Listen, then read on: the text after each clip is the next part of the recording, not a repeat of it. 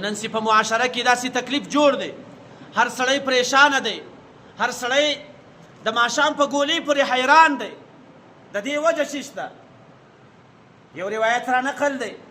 چې موسی علیه السلام له الله تعالی څخه پوښتنه وکړه چې یا الله ته له بندګانو څخه په کوم شي باندې ناراضه کیږي؟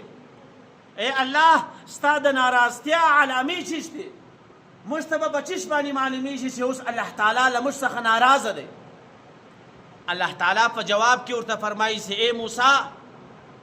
زما د ناراضتیا علامې څلور دانې دي. یوه علامه دا ده چې کله مسلمانان کښتونه وکړي او د کښت دپاره د اوبو او د باران ضرورت سي، په هغه وخت کې به بیا زه باران نه باندې کوم. نن وګورئ وچکالي څومره سخته را روانه ده، ټول ژمی دغسې راتېرېږي، په ټول ژمي کې باران نه وي سوی او د هغه ثمره بیا دا راوځي چې کال بیا غیر آباد وي، په ټول کال کې بیا یو شی نه پیدا کېږي، یو عامه سبزي هم کیلو په 100-200 روپو پورې ورسېږي. او زما د ناراضتیا دویمه علامه دا ده چې کله فصلونه ورسېږي، کله کال په آبادېدو باندې سي، خلک ودې ته اماده سي چې هغه خپل فروټ یا میوه له باغو څخه راشکوي، الله تعالی وایي په هغه وخت کې بیا په دې باندې بارانونه کوو. او دا موږ تاسو ته نږدې معلومه ده چې کله حاصلات ورسېږي په هغه وخت کې بارانونه زیات سي،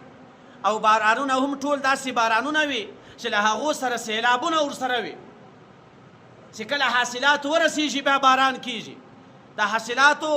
د کرلو په وخت کې باران نه وي. نو د الله تعالی د ناراضتیا دویمه وجه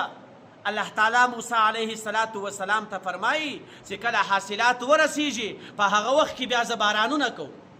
نن یې موږ تاسو وینو، نن خلک د باران خواست نسي کولی، ځکه هغه بارانونه داسې بارانونه وي چې هغه رحمت نه بلکې د عذاب سبب ګرځي.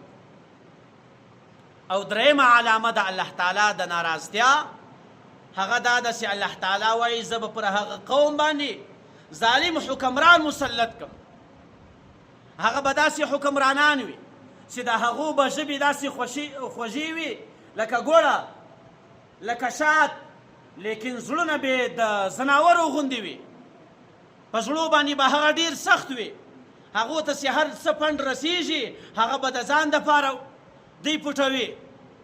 بیا به پر قوم باندې پر علاقه باندې یو کس هم خدمت نه کوي.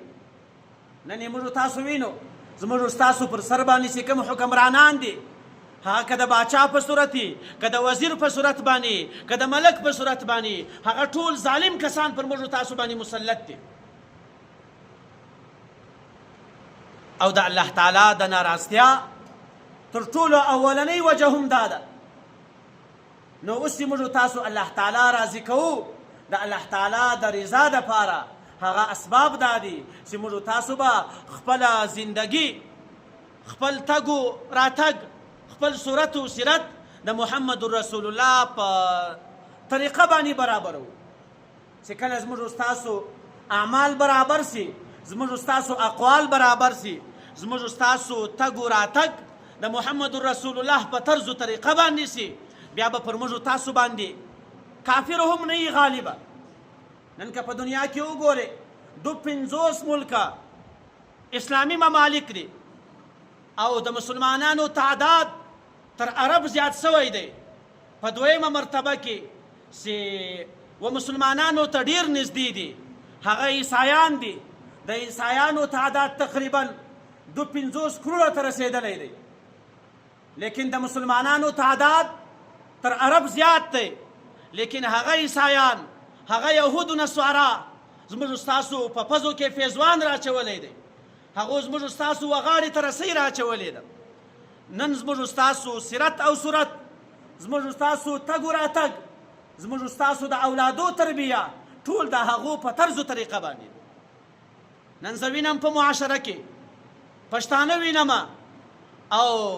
د پښتون خبره نه بلکې د مسلمان خبره ده،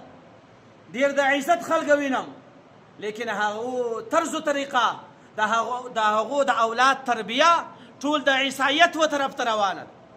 پښتون پنجابی وینم د اولاد تربیه د پلار تربیه یې دا وي چې اولاد ته ګر سره د خپله ژبه هم نه ورشي اول واري د هغه هندو او د هغه عیسایي طرز و طریقه ورشي تاسو وګورئ په معاشره کې ماته یو مثال د یوه کس تا پیش کوي چې یوه عیسایي د لنګوټه تړلي ماته په معاشره کې یو مثال پیش کوي چې یوه عیسایي د خولۍ په سر کړي او ماته په معاشره کې یو مثال داسې پیش کوي چې هغه د محمد رسول الله پر یوه سنت باندې له موږ تاسو سره تللي زموږ ستاسو یوه طریقه یې هم نه ده مختاره کړې هغه د سنت طریقې کالي نه دي جوړ کړي هغه د سنت طریقې بال نه دی جوړ کړی هغه د سنت طریقې ژیره مبارکه نه ده پرې ایښې لیکن زموږ ستاسو په معاشره کې په هر کور کې 15 مثالی بلکې د پلار هم دا ترغیب وي ورته د پلار له طرفه وده ته دا تعلیم وي چې ستا باید ناسته ولاړه له داسې خلکو سره یي چې زموږ ستاسو په آینده کې وا هغو ته ضرورت پیښیږي موږ تاسو عیساییت موږ ستاسو کفر او د هندو طریقه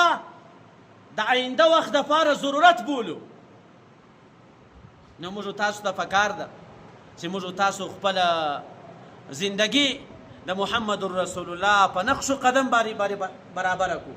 بیا به هیڅ تکلیف هم نه وي بیا به زموږ ستاسو د روزي زموږ ستاسو د اولادو تربیه دا به ټول موږ تاسو الله تعالی ته سپارو که چیرې موږ تاسو د خپله مختصره زندگی و دین ته وقف کړو نو الله تعالی دې موږ تاسو ته توفیق راکړي چې دا فاته زندگی د محمد رسول الله په نقش و قدم باندې تېره کړو واخر دعوانا الحمد